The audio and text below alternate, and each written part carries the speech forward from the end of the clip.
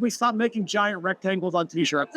Yes, please. Knock out the artwork and let the shirt color come through. That's the best thing you can do for your customer. Evaluate every graphic you see to go, can I use the shirt color in any way? No matter what decoration method you're using, it'll help.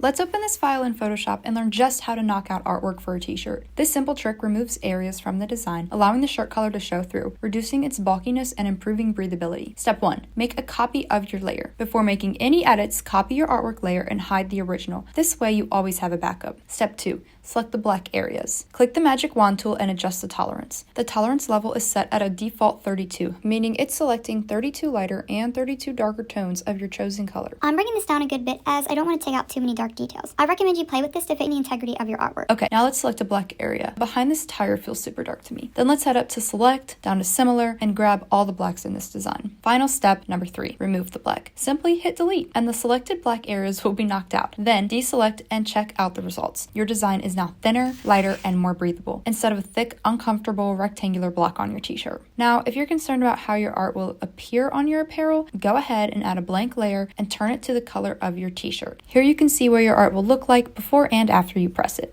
Our tip to you: when you prep artwork, ask yourself, can I use the t-shirt color to reduce the amount of transfer applied to the shirt? This results in less bulk and better feel every single time.